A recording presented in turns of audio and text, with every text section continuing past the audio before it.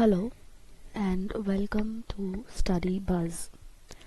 Today I will discuss communication, and in this video I will discuss the definition of communication, process of communication, types, difference between general and technical communication, difference between oral and written communication, advantages and disadvantages of oral communication, advantages and disadvantages of written communication.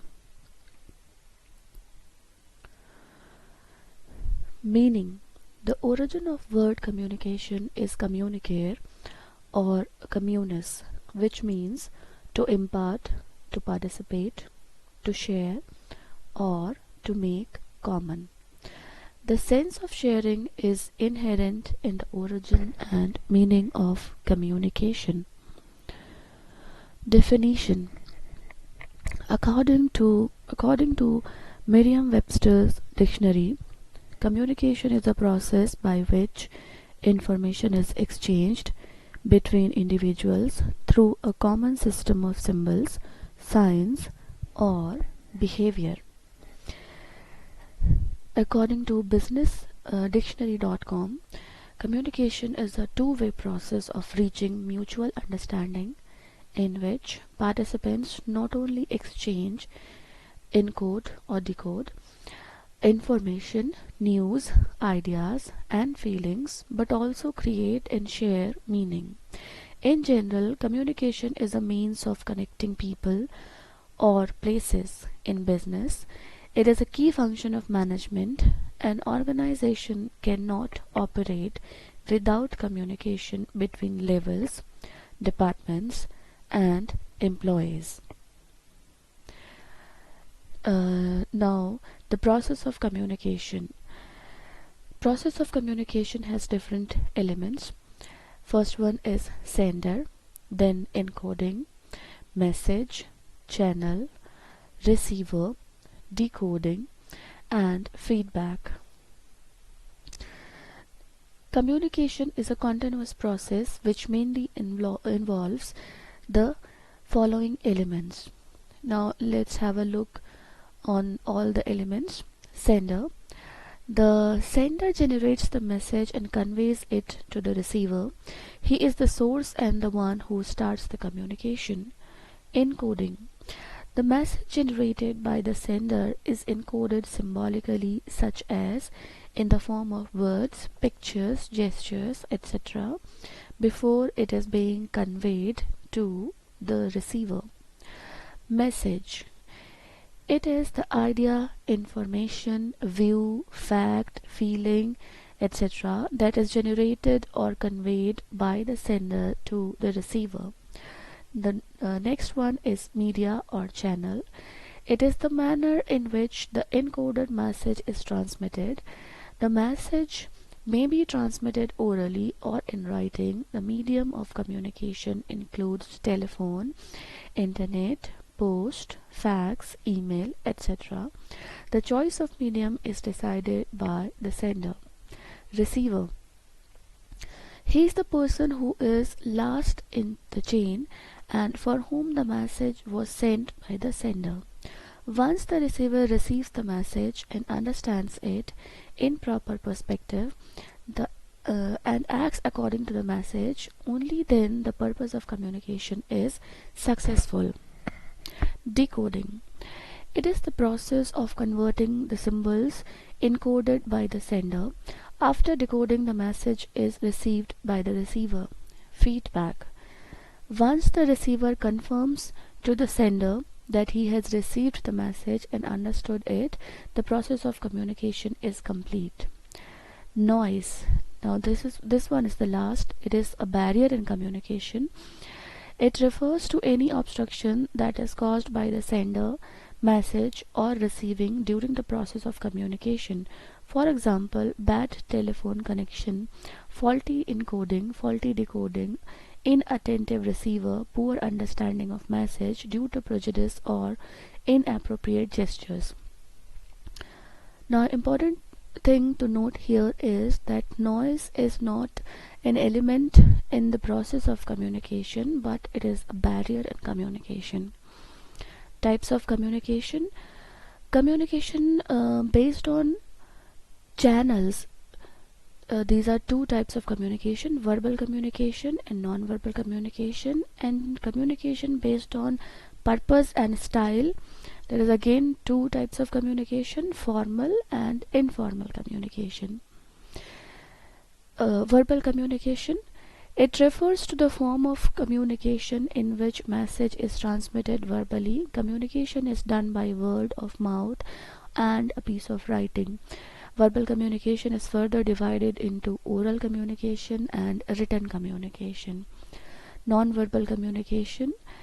It is the sending or receiving of wordless messages.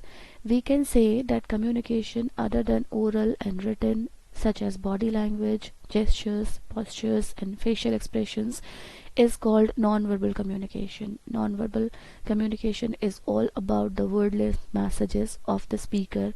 It includes body language and paralanguage of the speaker. Formal communication. In formal communication, certain rules, conventions, principles are followed while communicating message. Formal communication occurs in formal and official style. Usually professional settings, corporate meetings, conferences undergoes informal pattern. In formal communication, use of slang is avoided and correct pronunciation is required. Informal communication. Informal communication is one where there is nothing official. It is just a casual talk. It can be known as grapevine communication. There is no specific channel of informal communication because there is social media, WhatsApp, SMS, which are all vehicle of informal communication which can be used by people. Now let's have a look on the difference between general and technical communication. First, I will discuss general communication. It contains a general message. It is informal in style and approach.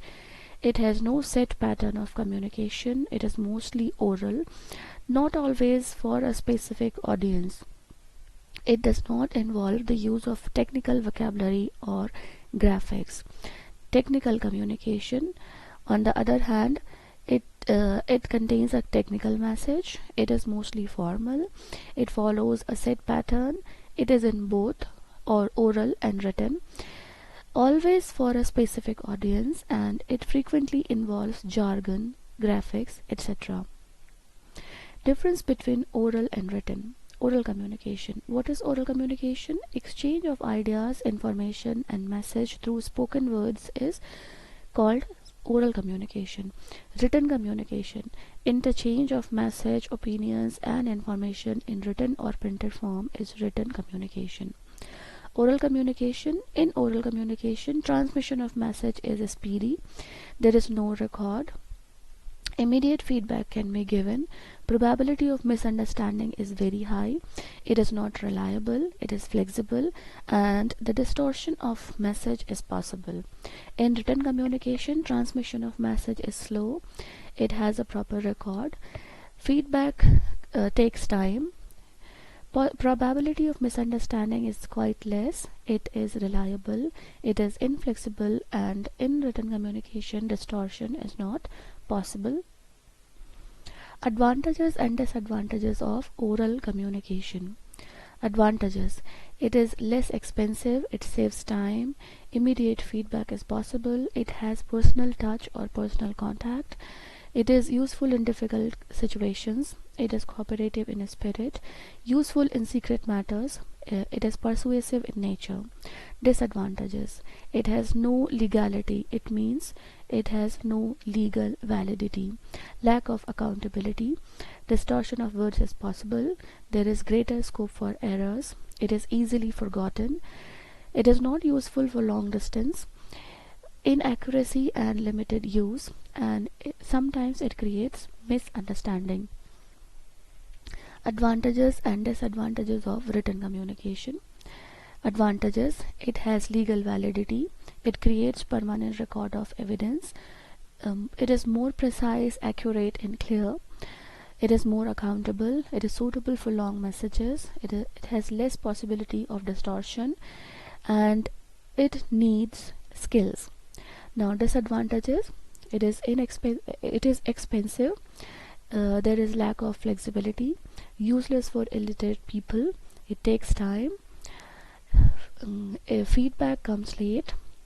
Immediate correction is not possible, and it lacks personal touch. Thank you. Thanks for watching. If you like the video, please subscribe my channel.